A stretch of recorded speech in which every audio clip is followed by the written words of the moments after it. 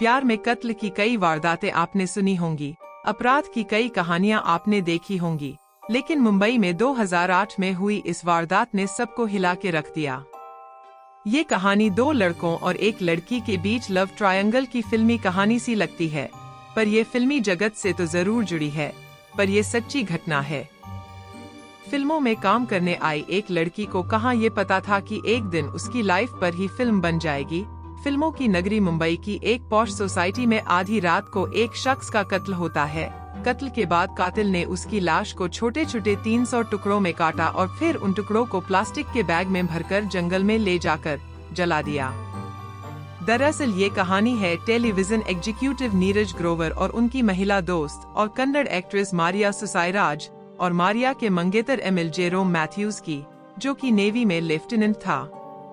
Maria Susairaj Kannada cinema की एक उभरती एक्ट्रेस थी। मारिया सुसाइराज और एमिल जेरोम मैथ्यूज डेट कर रहे थे और जल्द ही सगाई करने वाले थे। साल 2008 में बॉलीवुड में नाम कमाने के लिए मारिया मुंबई आती है। मुंबई में काम मिलने के लिए बहुत सारे ऑडिशन देती हैं, पर साउथ इंडिया से होने के कारण उनको ठीक से हिंदी बोलना नहीं आता था, जिससे हिंदी टीवी सीरियल और फिल्मों में उनको काम मिलना मुश्किल हो रहा था। आप में से कुछ लोग जानते होंगे, साल 2008 में स्टार प्लस पर शाहरुख खान का एक शो आता था जिसका नाम था क्या आप 5वीं पास से तेज हैं। नीरज ग्रोवर इस बड़े प्रोडक्शन टीम का हिस्सा थे। नीरज ग्रोवर कानपुर के एक सामान्य परिवार से आते थे। उनके पिता अमरनाथ ग्रोवर एक छोटे मोटे व्यापारी थे। एक दिन मारिया उनके सेट पर ऑडिशन देने के लिए आती है, जो कि नीरज और मारिया की पहली मुलाकात थी। नीरज मारिया से हिंदी में कुछ सवाल पूछते हैं, जिसका जवाब मारिया ठीक तरह से नहीं दे पाती है। नीरज मारिया को बताते हैं कि उनको अच्छी हिंदी बोलने वाली लड़की की जरूरत है और ये क्लियर बोल देता है कि मारिया की हिंदी अच्छी नहीं है। यह बताकर मारिया को उसे काम के लिए मना तो कर देते हैं, पर शायद पहली नजर में ही नीरज मारिया को पसंद करने लगे थे, इसलिए अपना नंबर दे देते हैं और मारिया को बोलते हैं कि कुछ दिन बाद फोन करके पूछ लेना, मारिया के लायक कोई काम होगा तो वो जरूर बता देंगे। मारिया नीरज का नंबर लेकर चली जाती है और बाद में नीरज से काम के लिए कई बार फोन पर बात करती है। धीरे धीरे उनकी बातें ज्यादा बढ़ जाती हैं और वे दोनों अच्छे दोस्त बन जाते हैं। मारिया यहाँ मुंबई में अकेली थी, इसलिए दोनों का मिलना जुलना ज्यादा होने लगा। मारिया को काम दिलाने में नीरज उसकी काफी मदद करते हैं, पर इन सब के बीच मारिया ये सब अपने मंगेतर मैथ्यूज को बताती है कि नीरज उनका बहुत अच्छा दोस्त बन गया है। ये सब बातें मैथ्यूज को बिल्कुल भी सही नहीं लगती, क्योंकि वो मानता था एक लड़की और लड़के के बीच इतनी अच्छी दोस्ती नहीं हो सकती, बल्कि उनके बीच कुछ और ही चल रहा है। और वो मारिया को नीरज से दूर रहने के लिए बोलता है, पर मारिया मैथ्यूज को समझाती है कि वो नीरज को सिर्फ अच्छा दोस्त मानती है, उसकी तरफ से कुछ भी गलत इंटेंशन नहीं है। इस बीच मारिया ने मलाड में नया घर किराए पर लिया और 6 मई 2008 को उसे घर शिफ्ट करना था। किसे पता था कि ये रात बहुत ही भयानक होने वाली है। उस दिन घर की शिफ्टिंग में नीरज मारिया की मदद करता है और सामान शिफ्टिंग में बहुत टाइम लगता है और रात हो जाती है और दोनों बहुत थक जाते हैं। तो मारिया नीरज को रात में वहीं रुक जाने को बोलती है और नीरज मारिया के घर पर ही रुक जाता है। रात करीब 8 बजे मारिया के बॉयफ्रेंड जेरोम मैथ्यूज का फोन आता है। पीछे से उसे नीरज की आवाज सुनाई पड़ती है। इस बात से वो बहुत गुस्सा हो जाता है और मारिया को कहता है कि वो नीरज को अभी रात में ही घर से जाने के लिए बोले, लेकिन मारिया ऐसा नहीं करती है। नीरज मारिया के फ्लैट में ही रात गुजारता है। उधर गुस्से में पागल मैथ्यूज को नींद नहीं आती है। वो आधी रात को कंफर्म करने के लिए कि नीरज चला गया, मारिया के पास फोन करता है, पर इस बार जवाब मिलने की जगह मारिया का फोन स्विच ऑफ आता है। अब तो मैथ्यूज के सब्र का बांध टूट जाता है। वह रात में ही मारिया को बिना बताए मुंबई आने का डिसाइड करता है। असल में मारिया ने अपने फ्लैट का एड्रेस मैथ्यूज को खुद उस टाइम भेजी थी जब वो फ्लैट बुक कर रही थी। मैथ्यूज रात को 3 बजे की फ्लाइट पकड़ के कोच्चि से सीधा मुंबई आ जाता है और सीधे मारिया के फ्लैट पहुंचता है और डोर बेल बजाता है। मारिया सोचती है इतनी रात को कौन हो सकता है, पर जब दरवाजा खोलती है तो सामने मैथ्यूज को देखकर चौंक जाती है। उसके हाथ पांव फूलने लगते हैं। मैथ्यूज सीधा बेडरूम में पहुंचता है और वहां नीरज को देखकर वो गुस्से से लाल हो जाता है। नीरज और मैथ्यूज के बीच हाथापाई होती है और वो मैथ्यूज को रोकती है, पर वो मारिया को बोलता है कि वो बोलेगी तो वो मारिया को भी जान से मार देगा। इसी हाथापाई के दौरान मैथ्यूज किचन से चाकू लाता है और नीरज पर चाकू से वार करता है और फिर नीरज वही गिर पड़ता है और गुस्से से पागल मैथ्यूज चाकू से गोद कर नीरज की निर्मम हत्या कर देता है। पूरे बेडरूम में खून फैल जाता है।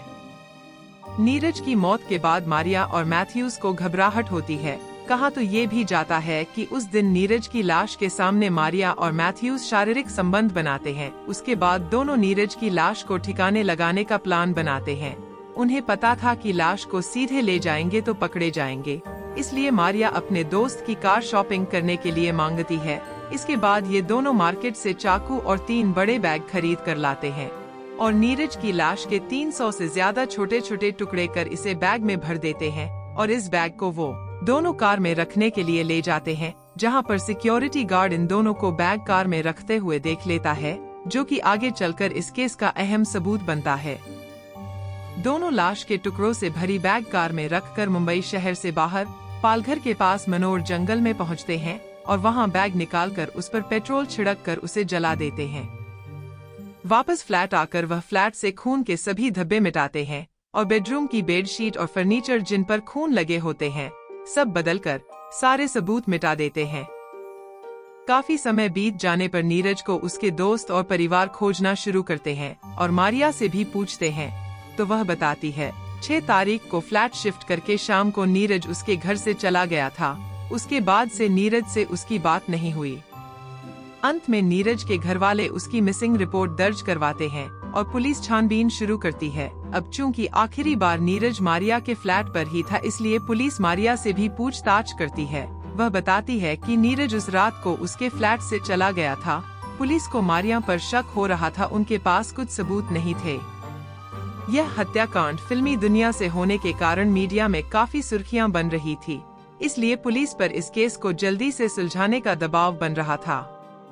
पुलिस अपनी जांच में तेजी करती है और नीरज और मारिया के फोन चेक करती है, तो नीरज की लास्ट लोकेशन मारिया का फ्लैट पता चलता है। पुलिस दोबारा से मारिया के फ्लैट पहुंचती है, पर इस बार गार्ड से पूछताछ करती है, तो गार्ड ये बताता है कि उस दिन मारिया और उनके साथ एक आदमी थे और दोनों कार में बड़ा सा बैग रख कर बाहर की तरफ ले गए थे। अब पुलिस मारिया से कड़ाई से पूछताछ करती है और इस बार मारिया टूट जाती है और सब सच बता देती है। मारिया यह बताती है कि कत्ल जेरोम ने किया है। जेरोम मैथ्यू को कोच्चि से गिरफ्तार कर लिया जाता है। पुलिस को जंगल से हड्डियां भी मिलती है और उनका DNA टेस्ट कराया जाता है, जो कि नीरज के परिवार वालों से मैच करता है। साल 2011 में 3 साल बाद इस केस का अदालत से फैसला आता है, जिसमें जेरोम मैथ्यू को गुस्से में आकर गैर इरादतन हत्या का दोषी पाया जाता है और उसे 10 साल की सजा सुनाई जाती है, जबकि मारिया को सबूत मिटाने के जुर्म में 3 साल की सजा सुनाई जाती है। पर क्योंकि मारिया पहले से ही जेल में थी और 3 साल की सजा पूरा कर चुकी होती है, इसलिए वो जेल से छूट जाती है। नीरज के माता पिता इस फैसले से काफी नाखुश थे। उनके हिसाब से उनके बेटे की हत्या का मुख्य आरोपी मारिया को छोड़ दिया गया। उनका मानना था कि ये हत्या सुनियोजित थी, पर उनके पास हाई कोर्ट या सुप्रीम कोर्ट में केस लड़ने का पैसा नहीं है, इसलिए वो और कहीं अपील नहीं करेंगे। इस मर्डर मिस्ट्री पर लेखक मीना बघेल ने एक किताब लिखी है, जिसका नाम है डेथ इन मुंबई, और इस घटना पर राम गोपाल वर्मा ने एक फिल्म बनाई है, जिसका नाम आप लोग कमेंट करके बताइए। सही उत्तर मैं पिन कर दूंगी, जो आपको सबसे ऊपर दिखाई देगा। वीडियो अच्छी लगी तो लाइक करिएगा। इसी तरह की और वीडियो देखने के लिए क्राइम ट्यूब चैनल सब्सक्राइब करिएगा। आप सभी का धन्यवाद।